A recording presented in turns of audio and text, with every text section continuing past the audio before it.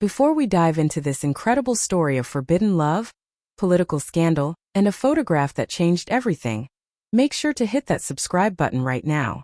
Trust me, you don't want to miss stories like this one. Also, smash that like button if you're ready for a tale that will keep you on the edge of your seat until the very last second. And don't forget to comment below. I read every single one and love hearing your thoughts. Now let's get into this absolutely mind-blowing story. Victoria Blackwood had always been untouchable.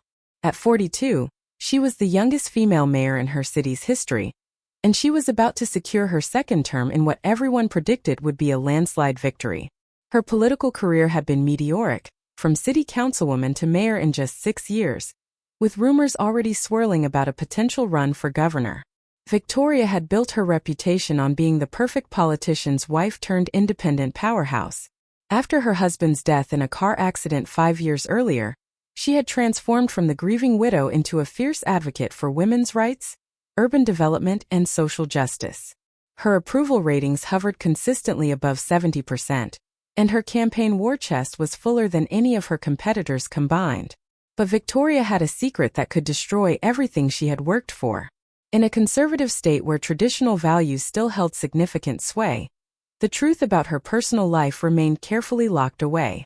She had never been in love with her husband. Their marriage had been a political alliance that benefited both their careers. The real Victoria, the one who lay awake at night staring at the ceiling, had never experienced the kind of love that poets write about. That was until Maya Chun walked into her life. Maya Chun was 28, with paint-stained fingers and eyes that seemed to capture light in ways that defied explanation.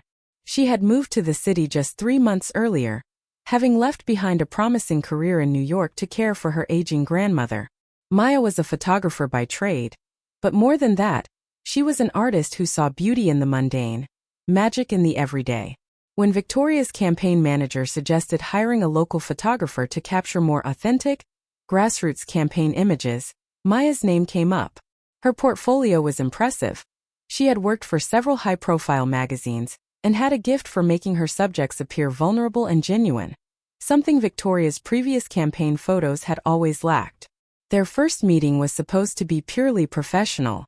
Maya arrived at Victoria's campaign headquarters on a rainy Tuesday morning, her camera equipment slung over her shoulder, and her dark hair slightly damp from the drizzle outside.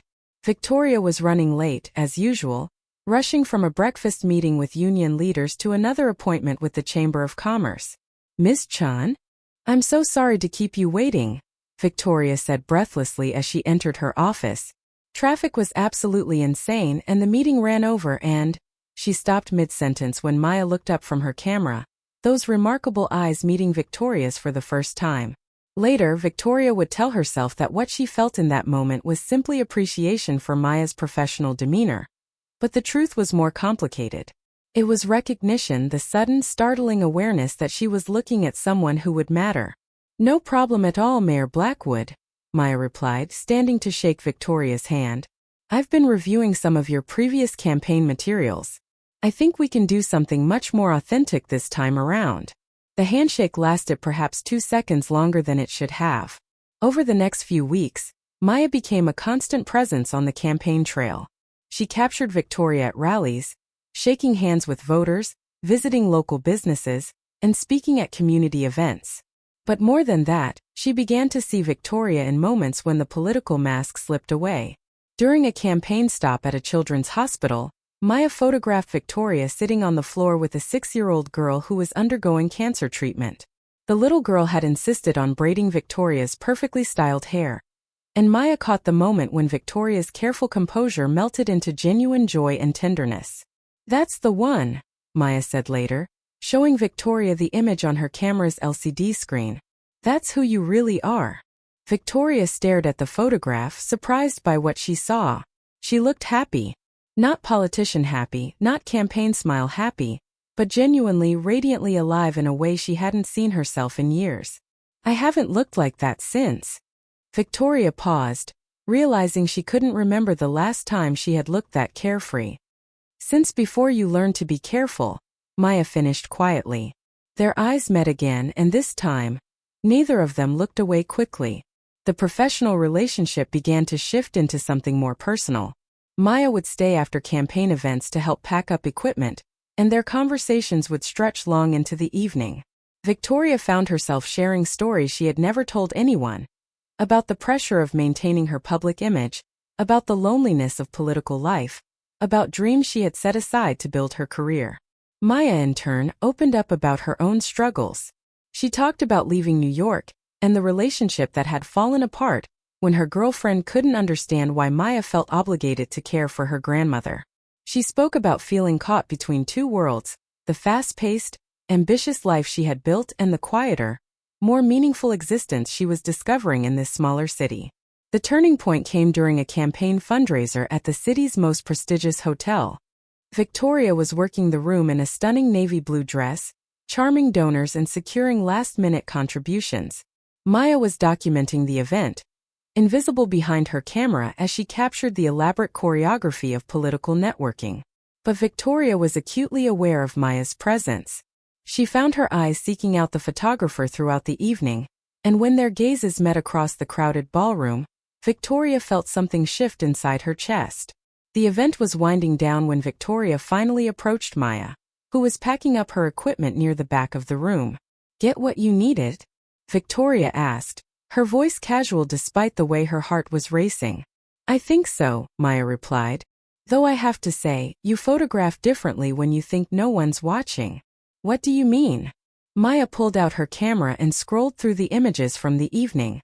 She stopped on one particular photo Victoria caught in profile, looking out a window at the city lights beyond. Her expression was pensive, almost melancholy, completely unguarded. "You look like you're searching for something," Maya said softly. Victoria stared at the image, seeing herself through Maya's eyes. "Maybe I am." They stood in comfortable silence for a moment, the noise of the cleanup crew fading into the background. Victoria was acutely aware of how close Maya was standing, could smell the faint scent of her perfume mixed with the technical smell of camera equipment. "Victoria," Maya began, then stopped herself. "Mayor Blackwood, Victoria," Victoria corrected quietly. "When it's just us, it's Victoria." Maya looked up at her, and Victoria saw something vulnerable in her expression. "Victoria, I need to tell you something." Before Victoria could respond, her campaign manager appeared at her elbow. "Mayor, we need to get going. You have that early morning interview with Channel 7. The moment shattered, and Victoria watched as Maya's expression shuttered closed. "Of course," Maya said, stepping back and busying herself with her camera bag. "I'll have the proofs ready for you tomorrow." As Victoria was swept away by her entourage, she looked back to see Maya watching her go, and she realized with crystalline clarity that she was falling in love. What followed were 3 weeks of stolen moments and careful maneuvering. Victoria would find excuses to review photos in person rather than via email. Maya would suggest additional shots that required private meetings.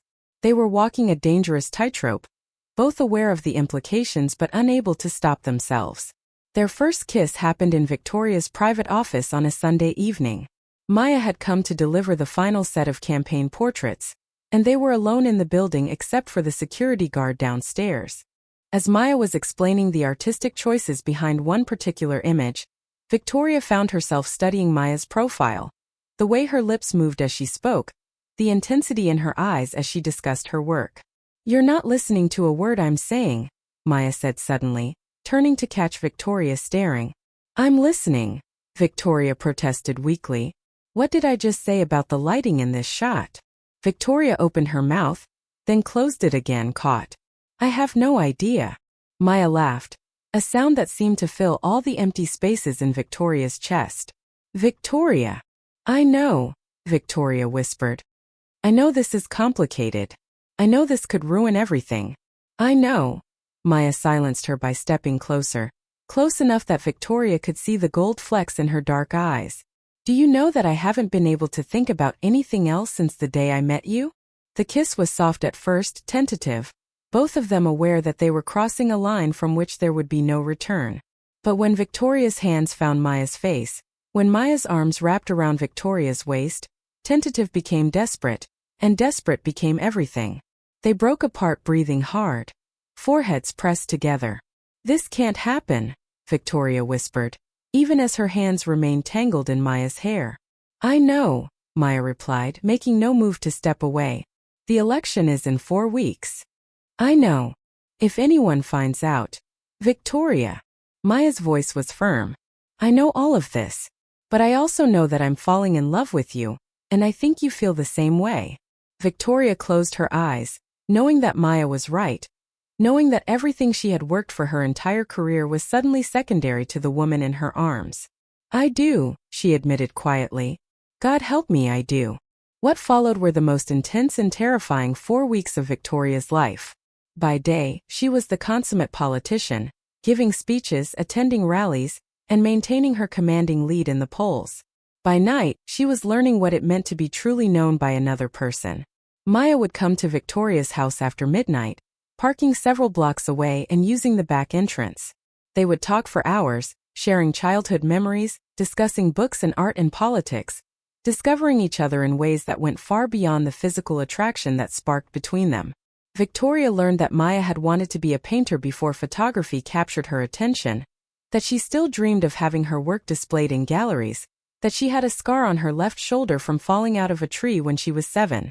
Maya discovered that Victoria played piano, something not even her late husband had known, and that she sometimes stood on her balcony at 3 in the morning, looking out at the city she governed and wondering if she was making any real difference.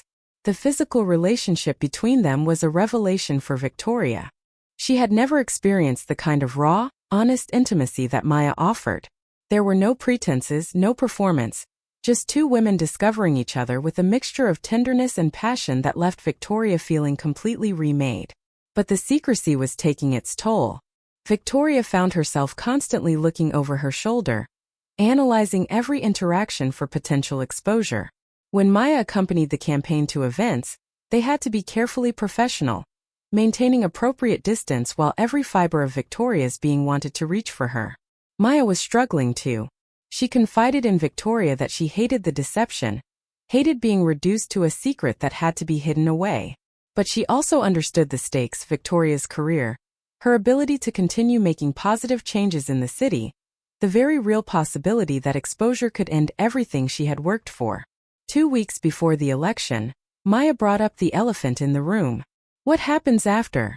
She asked as they lay together in Victoria's bed, Maya's head resting on Victoria's shoulder. After what? After you win. After the election is over and you start your second term. Do I become a more permanent secret? Victoria was quiet for a long moment, her fingers tracing patterns on Maya's bare arm. I don't know, she admitted finally. I've never had to figure out how to be in love and be a public figure at the same time. I'm not asking you to come out tomorrow, Maya said carefully. I understand the complications, but I need to know if you see a future where we don't have to hide. I want that, Victoria said, and meant it. I want it more than I've ever wanted anything. But the political climate, the conservative voters, the party leadership. I know. Maya kissed Victoria's shoulder softly. I just need to know that you're thinking about it. I think about it every day, Victoria confessed. I think about what it would be like to hold your hand in public, to bring you to official functions, to not have to pretend that the person I love most in the world doesn't exist. It was the first time either of them had said the word love directly, and it hung in the air between them like a promise and a threat. The mistake happened on a Tuesday, exactly 1 week before Election Day. Victoria was riding high in the polls, leading her closest competitor by 18 points. Her campaign had organized a final major rally in the city's Central Park, and Maya was there to document what everyone expected to be a victory lap. The event was larger than anyone had anticipated. Thousands of supporters filled the park, waving signs and cheering as Victoria took the stage. Maya worked her way through the crowd, capturing the energy and excitement of the moment.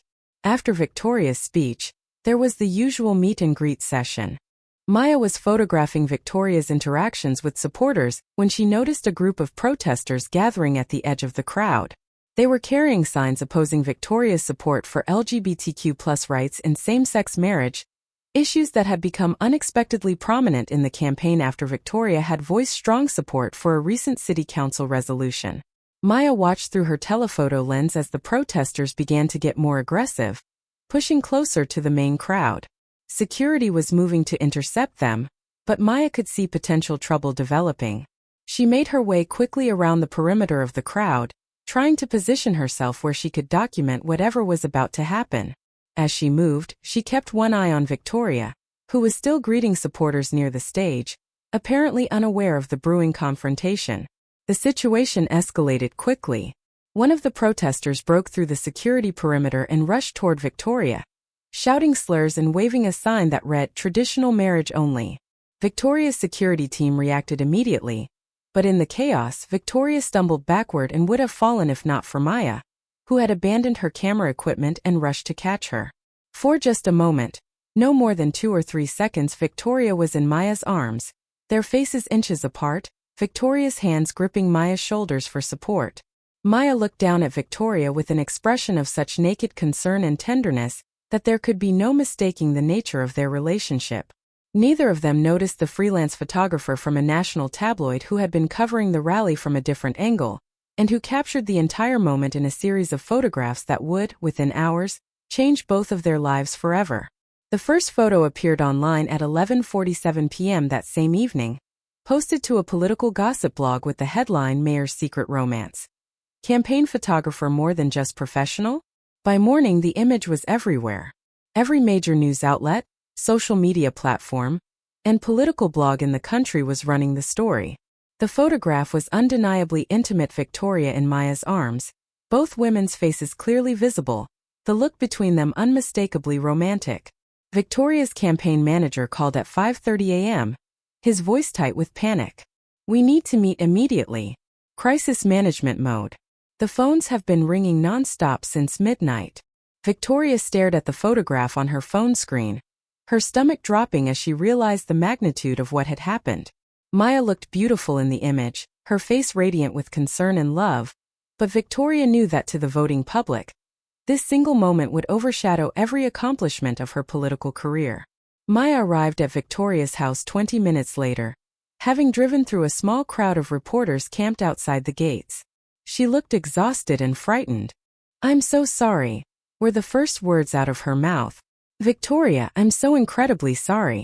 I should have been more careful. I should have." "This isn't your fault," Victoria said firmly, pulling Maya into her arms despite the cameras that might be watching from outside. "None of this is your fault." But even as she said it, Victoria felt the walls closing in around them. Her phone was buzzing constantly with calls from reporters, party officials, and political allies who were demanding explanations. The carefully constructed narrative of her campaign was crumbling in real time. The emergency meeting with Victoria's campaign team was brutal. The conference room filled with political operatives, communications specialists, and damage control experts who had been summoned in the middle of the night. "We need to get ahead of this," her campaign manager said, pacing back and forth as he outlined their options. "We can frame it as a moment of concern between colleagues. Maya was preventing the mayor from falling during a security incident. It was instinctive, protective, nothing more." "Look at that photograph again," Victoria's communications director said grimly, sliding a print across the table. "Tell me that looks like nothing more to you." Victoria stared down at the image, seeing herself and Maya through the eyes of strangers. The intimacy was undeniable, but more than that, she could see the love in both their expressions. It was beautiful and terrifying and completely damning. "What are our internal polling numbers showing?" someone asked. "We're down 8 points since this morning," came the response. "And that's just the beginning. Once this saturates the news cycle, once the opposition starts running attack ads." Victoria listened to the discussion swirling around her, feeling detached from her own life. These people were talking about her future, about Maya, about their relationship as if it were nothing more than a political liability to be managed or eliminated. "There's another option," her campaign manager said quietly. "We deny everything. We say the photograph is misleading, that there's no romantic relationship, and we cut all ties with Ms. Chun immediately. Create distance, make it clear that whatever people think they see in that image, it's not what happened." The room fell silent as everyone turned to look at Victoria. She could feel the weight of their expectations, their assumption that she would choose her political career over everything else. "You want me to lie," she said finally. "I want you to win this election," her campaign manager replied. "I want you to continue being mayor, to continue making a difference in this city. Sometimes that requires strategic messaging. Victoria thought about Maya, probably sitting alone in her apartment, watching her life implode on television. She thought about the 6-year-old girl at the children's hospital, the one who had braided her hair and made her remember what genuine happiness felt like. She thought about all the time she had stood on her balcony at 3 a.m., wondering if she was making any real difference. "I need some time to think," she said, standing up from the table. "Give me until this evening." As she left the conference room, Victoria could hear her team already planning the denial strategy behind her. Victoria drove aimlessly through the city for hours, her security detail following at a discreet distance. She found herself in neighborhoods she rarely visited as mayor, places where her carefully orchestrated campaign events never took her. She stopped at a small diner on the east side of town, where she ordered coffee and sat in a corner booth, trying to process what was happening to her life. The other customers recognized her, but they gave her space, perhaps sensing that she needed solitude. Her phone buzzed with a text message from Maya. "Whatever you decide, I understand. I love you." Victoria stared at the message for a long time, thinking about the choice she was facing. She could follow her team's advice, deny the relationship, distance herself from Maya, and probably salvage her political career. The polls might recover, she might win the election, and she could continue being mayor for another 4 years. But she would have to live with the knowledge that when faced with the choice between love and ambition, she had chosen ambition. She would have to look Maya in the eye and pretend that what they shared meant nothing. She would have to go back to the carefully controlled, emotionally sterile life she had lived before Maya changed everything. Alternatively, she could tell the truth. She could acknowledge that she was in love with Maya, that she was proud of their relationship, and that she refused to be ashamed of who she was. It would probably cost her the election. The polling numbers made that clear. It might end her political career entirely, but it would mean that she could live with herself, that she could honor the woman who had taught her what authentic happiness looked like. As Victoria sat in that diner, sipping coffee that had gone cold, she realized that the choice had been made the moment she saw Maya's text message. She couldn't deny what they had together, not even to save her career. Victoria called the press conference for 7 o'clock that evening, giving her communications team just enough time to prepare for whatever she was going to say. She hadn't told them her decision, but they had prepared statements for both scenarios. The room was packed with reporters from local and national outlets. Victoria stepped up to the podium, looking out at the sea of cameras and faces, acutely aware that whatever she said next would define the rest of her life. "Thank you all for coming," she began, her voice steady despite the chaos in her heart. "I know there's been a lot of speculation today about a photograph taken at yesterday's campaign rally, and I want to address that directly." She paused, making eye contact with her campaign manager, who was standing at the back of the room with barely concealed panic in his expression. "The photograph shows a moment of genuine human connection between myself and Maya Chun, who has been documenting my campaign. But more than that, it shows something that I've been keeping private for several weeks now." Victoria took a deep breath, knowing that her next words would change everything. "Maya and I are in a relationship. We're in love. And I'm not going to stand here and pretend otherwise, not even to save my political career." The room erupted. Cameras flashed, reporters shouted questions, and Victoria could see her campaign staff looking stricken.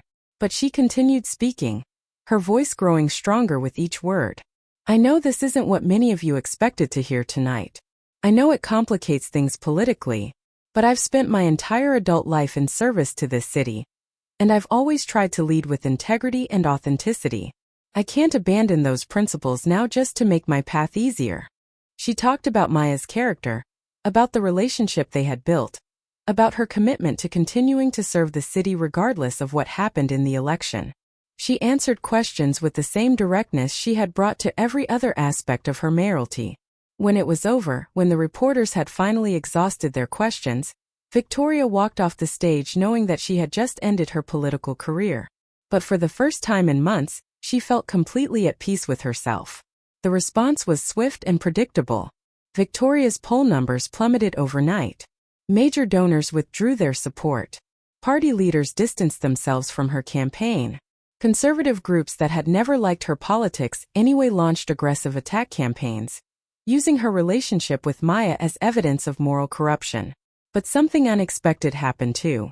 Letters and emails began pouring in from constituents who admired Victoria's honesty, who were tired of politicians who said one thing in public and did another in private.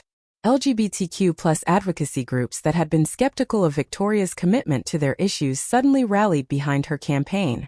A group of prominent businesswomen organized a fundraiser that brought in more money in a single evening than Victoria's campaign had raised in the previous month.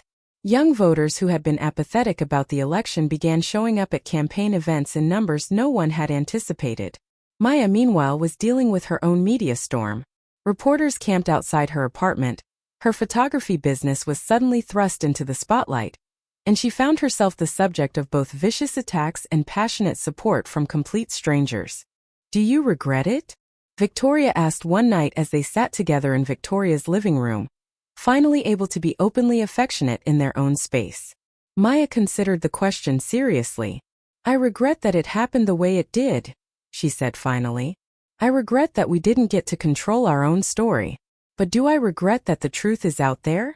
Do I regret that we don't have to hide anymore? No. Never."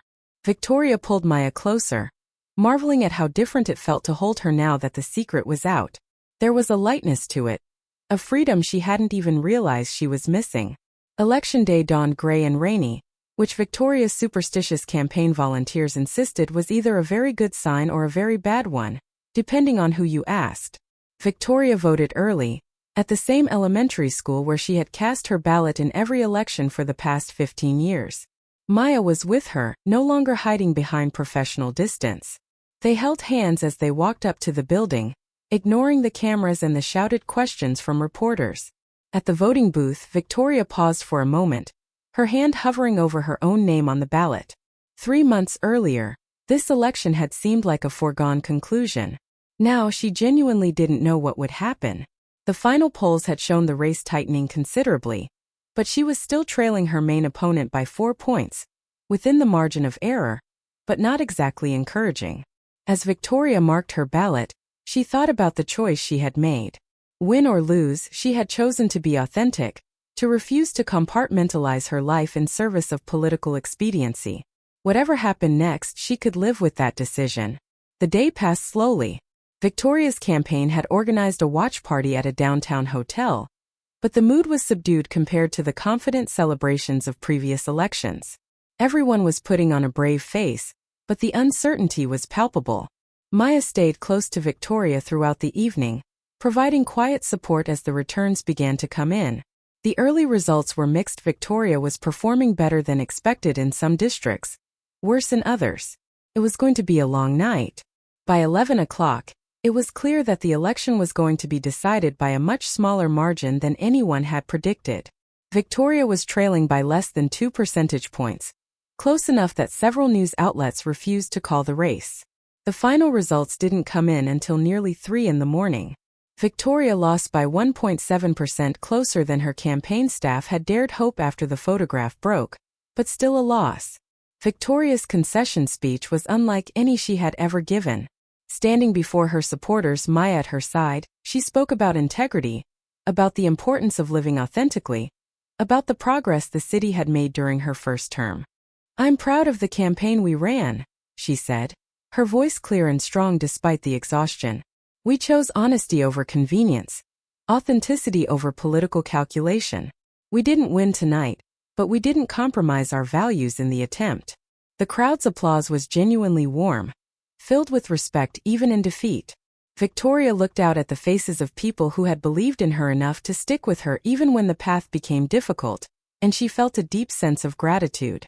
As she left the stage, Maya took her hand, and for the first time in months, Victoria wasn't worried about who might be watching.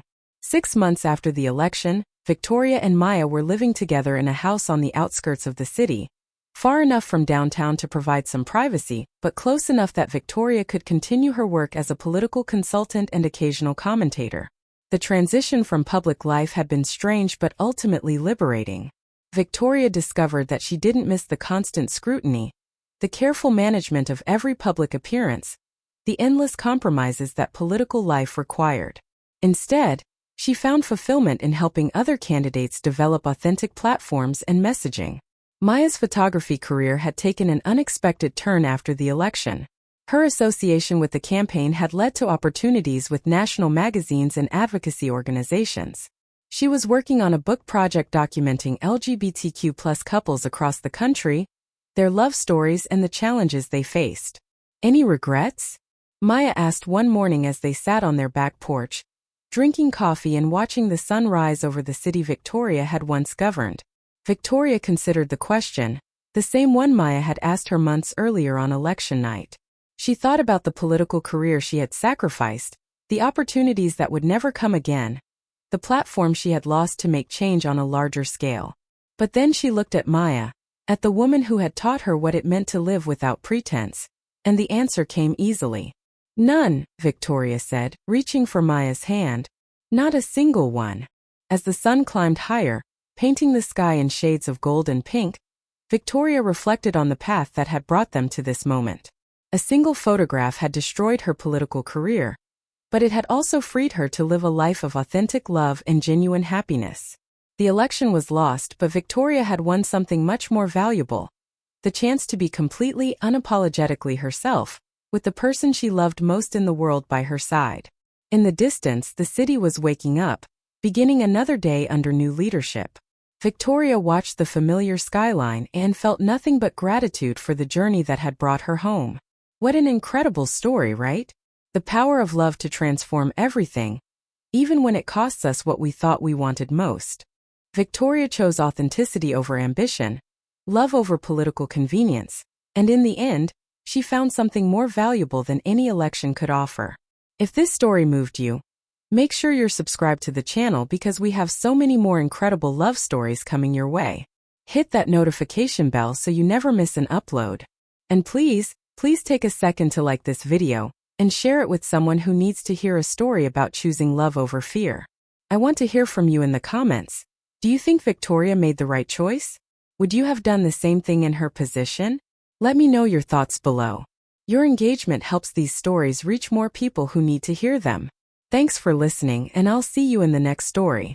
Until then, remember, love always wins, even when it doesn't look like victory at first glance.